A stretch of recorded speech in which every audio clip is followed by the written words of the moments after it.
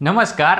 ધોરણ 6 સામાજિક વિજ્ઞાનના આજના બીજા લેક્ચરમાં આપણે મળીએ છીએ. આજના બીજા લેક્ચરમાં આપણે એક અન્ય ચેપ્ટર જેનું નામ છે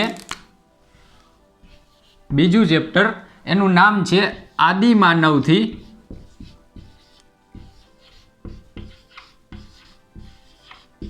સ્થાયી જીવન તરફ.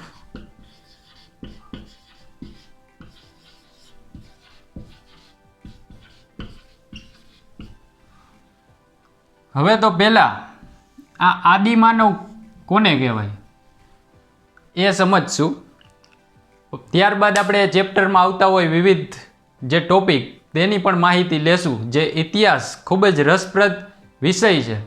હવે અહીં આદિમાનવ આપણે ધમાલ પિક્ચરમાં જે આદિ ને માનવ આવે છે તેની વાત નથી, પણ આ આદિમાનવ જે તમારી સ્ક્રીન ઉપર દેખાય છે એ આદિમાનવની વાત છે. આજથી હજારો વર્ષ પહેલાં આપણા પ્રાચીન સમયમાં જીવન કેવું હતું તેની આપણે માહિતી લેવાની છે. અત્યારે આપણે ટેકનોલોજીના જમાનામાં આપણે જીવીએ છીએ, પણ જ્યારે આ ટેકનોલોજીનો કોઈ વિકાસ નહોતો થયો, વિજ્ઞાનનો કોઈ વિકાસ નહોતો થયો, ત્યારે પ્રાચીન સમયના લોકો શું કરતા હતા, કેવું જીવન જીવતા હતા અને કઈ રીતે તે ભટકતા જીવનમાંથી સ્થાયી જીવન તરફ આગળ વધ્યા તેની આજના લેક્ચરમાં આપણે માહિતી લેવાની છે. આ ખૂબ જ રસપ્રદ વિષય છે અને તેમાં આપણને પ્રાચીન સમયની લોકોની રહેણી કહેણી કેવી હતી, શું કરતા હતા તે આજના લેક્ચરમાં આપણે જાણશું. તેનો પ્રથમ જ પોઈન્ટ અને ટોપિક આપણે જોઈએ તો ભટકતું જીવન. આદિમાનવનું ભટકતું જીવન.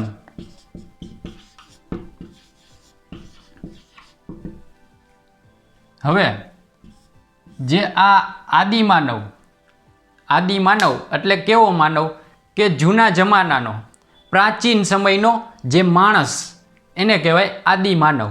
હવે એ પ્રાચીન સમયના લોકો શું કરતા, ત્યારે ખોરાકની કે તેને પહેલાંના સમયમાં પ્રોપર તેને માહિતી નહોતી. તે શું કરતા, ભટકતું જીવન જીવતા, એક જગ્યાએથી બીજી જગ્યાએ જતા, પ્રાણીઓના શિકાર કરતા અને તેનો ખોરાકમાં શિકાર કરી તેનો ખોરાક તરીકે ઉપયોગ કરતા. ઘણા પ્રાણીઓ જેવા કે ઘેટા, બકરા એવા જે સામાન્ય નાના નાના પ્રાણીઓ છે તેનો શિકાર કરી જંગલમાં રહેતા અને ભટકતું જીવન જીવતા. તેને ઘણી વનસ્પતિઓ, કંદમૂળ પણ ખાતા, પણ જેમ જેમ તે શરૂઆતમાં તેને કોઈ વનસ્પતિ કઈ ખાવી કઈ ન ખાવી તેની માહિતી તેની પાસે નહોતી.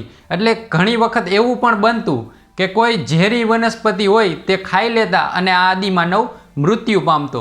પણ જેમ જેમ તેમની સમજ વધતી ગઈ એમ એ લોકો ખોરાકની માહિતી મળતી ગઈ અને કઈ વસ્તુ ખાવા યોગ્ય છે, કઈ વસ્તુ ન ખાવી એ બધી જ માહિતી મેળવતો ગયો અને ખોરાકનો સંગ્રહ કરતો ગયો. પહેલાં એ શું હતો, ખોરાક સંગ્રાહક હતો. એટલે તેને પહેલાંના આદિમાનવને શિકારી અને સંગ્રાહક કહેવામાં આવતો. એ શું કરતો, પ્રાણીઓનો શિકાર કરતો અને તેનો ખોરાક ખાતો અને અમુક વનસ્પતિ અને કંદમૂળ તેનો સંગ્રહ કરતો જે તેના ભોજનમાં લેતો. એટલે એ આદિમાનવને શિકારી અને સંગ્રાહક તરીકે ઓળખવામાં આવતા હતા. હવે જે એનો નેક્સ્ટ ટોપિક છે, હવે તેના પછીનો નેક્સ્ટ ટોપિક છે તેની માહિતી લઈ લઈએ. હવે એના પછીનો ટોપિક છે અગ્નિ અને ચક્રની શોધ.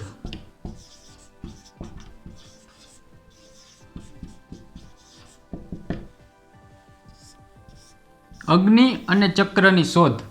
આ જે આદિમાનવ ભટકતું જીવન જીવતો હતો ત્યારે તેના આજથી 11,000 વર્ષ પહેલાં દક્ષિણ ભારતના કુર્નુલ જિલ્લામાં આ અગ્નિના જે ગુફામાં રહેતો માણસ આદિમાનવ, ત્યાં અગ્નિના અવશેષો મળ્યા છે. હવે જે આ અવશેષો મળ્યા છે તેના આધારે કહી શકીએ કે આદિમાનવ અગ્નિથી પરિચિત હતા. એટલે કે આ અગ્નિની શોધ જે એના જીવનમાં ક્રાંતિકારી પરિવર્તન લાવ્યું. જે પ્રાચીન સમયમાં જે આ લોકો અગ્નિનો ઉપયોગ તે ખોરાકને પકવવા માટે કરતા, પ્રકાશ મેળવવા માટે કરતા, કેટલાક જંગલી પ્રાણીઓ એના સામે રક્ષણ મેળવવા પણ અગ્નિનો ઉપયોગ કરતા. હવે આ અગ્નિ એ શોધ એના જીવનમાં ક્રાંતિકારી જેમ એના લાવ્યો, એવી જ રીતે ચક્રની શોધ. ચક્ર એટલે પૈડું, ચક્ર એટલે પૈડું અથવા તો વ્હીલ. હવે આ શોધ પહેલાં શું કરતા કે તે એક જગ્યાએથી બીજી જગ્યાએ જવા માટે ચાલીને જતા હતા. ત્યારબાદ બળદગાડાની એ બધી શોધ થઈ. એવી રીતે પણ ચક્રની શોધ થઈ એટલે શું થયું કે તેના જીવનમાં હવે તે બળદગાડા, રથ અને એવા બધા સાધનો જે આવવા ને જવા માટે તે ઉપયોગમાં કરવા લાગ્યા. એટલે કે આ અગ્નિ અને ચક્ર તેના જીવનમાં ખૂબ જ ક્રાંતિકારી પરિવર્તન લાવ્યા. તમે પહેલાં જોયું હશે ટીવીમાં તો એક એડવર્ટાઇઝમેન્ટ આવતી મેન્ટોસની.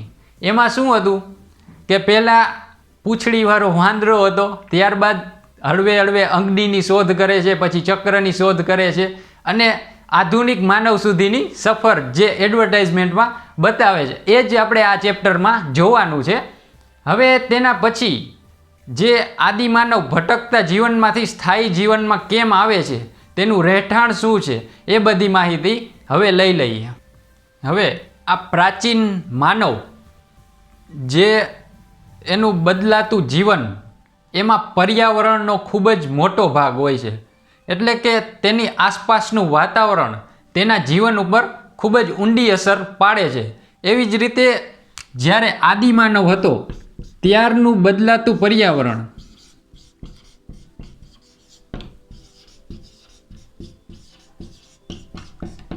પ્રાચીન સમયના આ માણસ ઉપર આ પર્યાવરણની શી અસર થઈ તે પણ આપણે માહિતી લઈ લઈએ. કે જેમાં આજથી લગભગ 12,000 વર્ષ પહેલાં, કેટલા 12,000 વર્ષ પહેલાં પ્રાચીન સમયનો માણસ જ્યાં રહેતો હતો એ આપણી આ પૃથ્વીમાં ખૂબ જ મોટું પરિવર્તન આવ્યું. વાતાવરણમાં ખૂબ જ મોટો પલટો આવ્યો. પહેલાં આપણી પૃથ્વી ઠંડા ગોળા તરીકે હતી એમ કહેવાય છે. ત્યારબાદ જ્યારે આ 12,000 વર્ષ પહેલાં જે પરિવર્તન આવ્યું તેમાં ગરમીની ઉત્પન્ન થવા લાગી. એટલે આ ગરમીના લીધે આપણા વાતાવરણમાં શું થયું, પલટો આવ્યો અને આ ગરમી પૃથ્વી ઉપર ઘાસ, અન્ય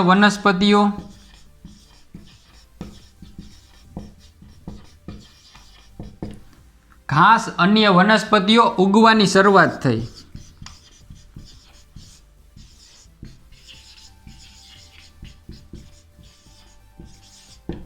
હવે આ ઘાસ અને વનસ્પતિઓ જે આ ઉગવાનું શરૂઆત થઈ તો તેની સાથે સાથે જે તૃણાહારી પ્રાણીઓ, આપણે જ્યારે વિજ્ઞાનનો લેક્ચર જોતા હતા તેમાં તૃણાહારી પ્રાણીઓની પણ મેં તમને માહિતી આપી હતી કે તૃણાહારી પ્રાણી કોને કહેવાય, કે જે ઘાસ અને અન્ય વનસ્પતિઓ ખાતા હોય તેવા પ્રાણીઓની પણ સંખ્યા વધી ગઈ.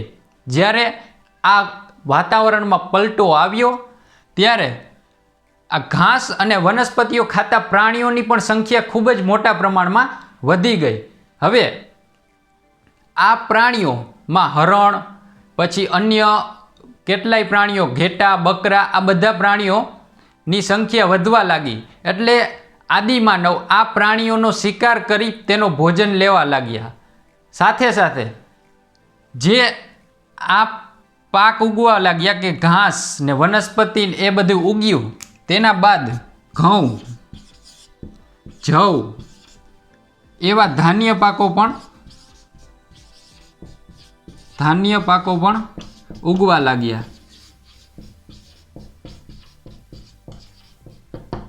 હવે આપણો પ્રાચીન સમયનો માણસ એટલે કે આદિમાનવ આ ધાન્ય પાકોના પણ સંપર્કમાં આવ્યો તેનો સંગ્રહ પણ કરવા લાગ્યો. એટલે કે ધીમે ધીમે તે પાક કઈ રીતે ઉગે છે તેની પણ માહિતી લેવા લાગ્યો. આ માણસ હવે ખેતીની શરૂઆત તરફ આગળ વધી રહ્યો હતો. તેને પ્રાણીઓના શિકાર કરવાની સાથે સાથે આ ખોરાક જે ઘઉં જવ એ બધા ઉગે છે તેને પણ સંગ્રાહક કરી તેના ખોરાકમાં ઉપયોગ કરતો. હવે ખેતીની શરૂઆત, તેનું રહેઠાણ એ કઈ રીતે થાય છે તેની પણ માહિતી લઈ. હવે એના પછીનો ટોપિક છે સ્થાયી જીવન.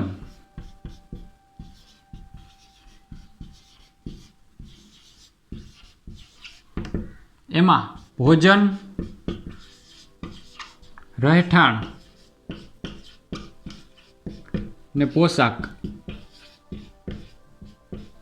તેની માહિતી આપણે લેવાના છીએ કે તેની સ્થાયી જીવનની શરૂઆત કઈ રીતે થઈ. તો આપણે જોઈએ તો પહેલાંનો માણસ ભટકતું જીવન જીવતો અને શિકાર કરતો. ત્યારબાદ શું થયું કે વાતાવરણમાં ખૂબ જ મોટો પલટો આવ્યો. પછી ઘાસ અને અન્ય વનસ્પતિઓ સાથે ધાન્ય પાકો પણ ઉગવા લાગ્યા. તો આ પાકના સંપર્કમાં આવતા, આ વનસ્પતિઓના સંપર્કમાં આવતા આદિમાનવ ખેતી તરફ આગળ વધ્યો. એનો વિચાર ખેતી કરવાનો આવ્યો. એટલે શું કર્યું કે પહેલાં તો તેના આદિમાનવે જે આ ખેતી કરવા માટે તેની જરૂરિયાત, બેઝિક જરૂરિયાત હોય પાણી, અને તેની આસપાસના પ્રદેશમાં તે રહેવા લાગ્યો. તો શું કર્યું કે સ્થાયી જીવન, ખેતીની શરૂઆત આદિમાનવના સ્થાયી જીવનમાં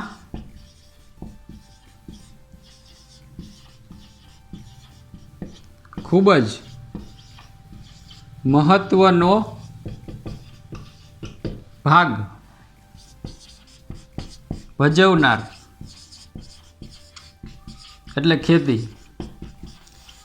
કારણ કે ખેતી કરવી હોય એટલે કે શું કરવું પડે કે ત્યાં પાકની રક્ષણ કરવું પડે, પાકને વાવવો પડે, તેને સમયે સમયે પાણી પાવવું પડે, પછી તેને પાકની કાપણી કરવી પડે અને લાસ્ટમાં તેનો સંગ્રહ કરવો પડે. એટલે આ ખેતી કરવાની સાથે તેના સ્થાયી જીવનની શરૂઆત થાય છે. તે હવે નદીઓના આસપાસના પ્રદેશમાં રહેવા લાગે છે. ત્યાં પોતાના ગાર માટીના મકાનો બનાવે છે અને પાલતુ પ્રાણીઓ પણ રાખવા માંડે છે. પાલતુ પ્રાણીઓમાં પણ આદિમાનવે સૌ પ્રથમ કૂતરો પાડેલો હતો. પાલતુ પ્રાણીઓમાં પણ આદિમાનવે સૌ પ્રથમ કૂતરોને પાડ્યો હતો. ત્યારબાદ તે ઘેટા, બકરા, ગાય, ભેંસ જેવા પ્રાણીઓને પણ પાડવા લાગ્યો. અને જ્યારે આ જંગલી પ્રાણીઓ આ પ્રાણીઓના શિકાર ન કરે એટલે તેને રક્ષણ પણ આપવા લાગ્યો. જેમ જેમ તે આગળ વધતો ગયો તેમ ખેતીની સારી એવી ઘઉં, જવ, બાજરી જેવા પાકો નું ઉત્પાદન કરવા લાગ્યો. કપાસનું પણ ઉત્પાદન કરવા લાગ્યા. કપાસના ઉત્પાદનથી તેને પોશાકની પણ માહિતી મળવા લાગી. પહેલાં તે શું કરતો આદિમાનવ કે તે પાંદડા તેના શરીરમાં વીંટાળી એનું શરીરને ઢાંકતો અને રક્ષણ મેળવતો. અલગ અલગ ઋતુઓમાં પોતાના શરીરને ઢાંકી પોતાના એ રીતે રક્ષણ મેળવતો. હવે કપાસનું જે એને ખેતી કરવાની શરૂઆત કરી ત્યારબાદ તે પોશાક તરફ પણ આગળ વધે છે. હવે એના પછી જે અલગ અલગ સ્થળોએ કેટલાક ધાન્ય પાકો, કેટલીક ખાસ વસ્તુઓ પણ મળી છે તેની પણ માહિતી આપણે લઈ લઈએ. આપણા પુરાતત્વ શાસ્ત્રીઓ અને ઇતિહાસકારો અને નૃવંશ શાસ્ત્રીઓ જે આપણા ભારતમાં અને પાકિસ્તાનમાં આવેલી અલગ અલગ સાઇટ એટલે કે સ્થળો ઉપર કેટલાક અવશેષો શોધ્યા છે. તેમાં કયા કયા અવશેષો મળ્યા, અનાજના શું અવશેષો મળ્યા તેની માહિતી લઈ લઈએ. જેમાં પ્રથમ છે ઘઉં, જવ અને પથ્થરના ઓજાર. ઘઉં, જવ અને પથ્થરના ઓજાર ક્યાંથી મળી આવ્યા? તો કે મેહરગઢ. આ મેહરગઢ હાલ પાકિસ્તાનમાં આવેલું છે, એ ખાસ યાદ રાખવું. ત્યારબાદ છે ચોખા અને પ્રાણીના હાડકાના અવશેષો ક્યાંથી મળ્યા? તો કોલડી હવા એટલે કે ઉત્તર પ્રદેશમાં આવેલું એક ગામ છે કોલડી હવા, એ ત્યાંથી ચોખા અને પ્રાણીઓના હાડકાના અવશેષો મળ્યા છે. ત્યારબાદ ફરી અહીં ચોખા, ઘેટા, બકરા અને પથ્થરના ઓજારો એ ક્યાંથી અવશેષો પ્રાપ્ત થયા છે? તો મહાગઢા ગામથી, જે ઉત્તર પ્રદેશમાં આવેલું છે, ત્યાં ચોખા, ઘેટા, બકરા અને પથ્થરના ઓજારોનો આપણને મળી આવે છે. પછી અહીં ખાસ યાદ રાખજો, માનવ વસાહત અને ગેંડાના અવશેષો ક્યાં મળ્યા છે? તો એ આપણા ગુજરાતમાં લાંઘણજ ગામના સ્થળેથી આપણને માનવ વસાહત અને ગેંડાના અવશેષો પ્રાપ્ત થયા છે. ત્યારબાદ ઘઉં, મસૂર, કૂતરા, ખાડાવાળા મકાન.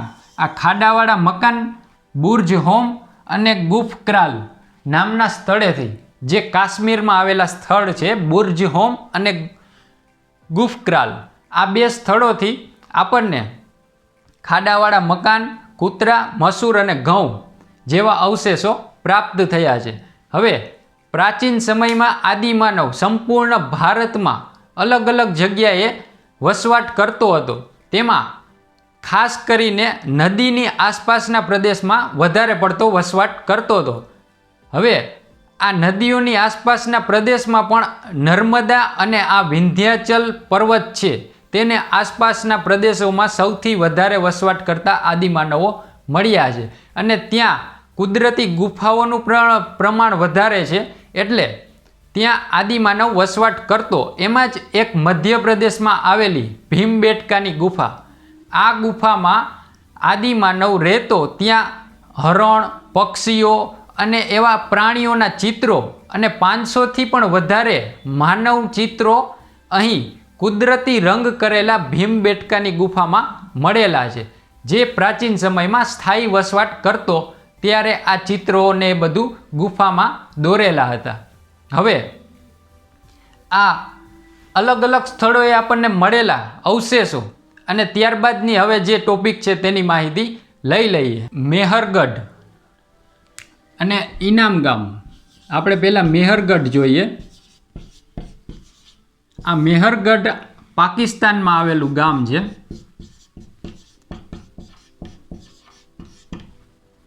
હવે આ સ્થળેથી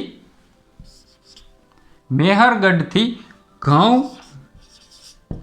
જવના અવશેષો પ્રાપ્ત થયા છે. આ ઉપરાંત અહીં એક મેહરગઢમાં જ્યારે માણસ એટલે કે આ આદિમાનવ મૃત્યુ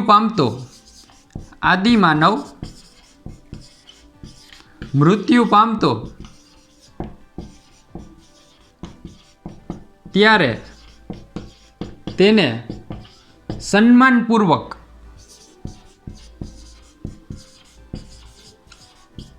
દફનાવવામાં આવતો.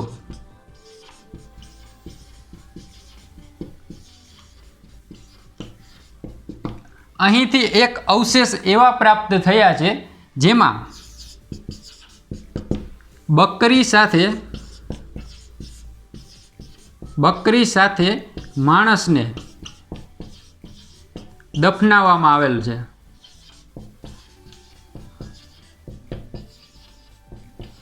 આ ખાસ યાદ રાખવું, પરીક્ષામાં પૂછાઈ શકે કે બકરી સાથે માણસને દફનાવેલો હોય તેવા અવશેષો ક્યાંથી પ્રાપ્ત થયા છે?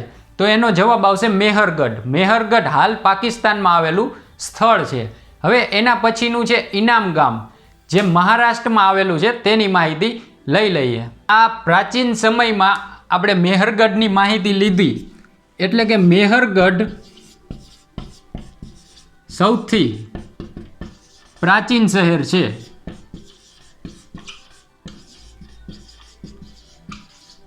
હવે એવી જ રીતે આપણે ઇનામ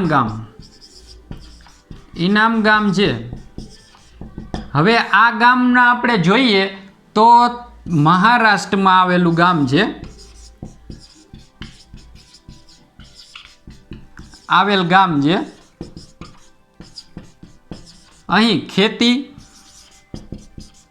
પ્રાણીઓના હાડકાં,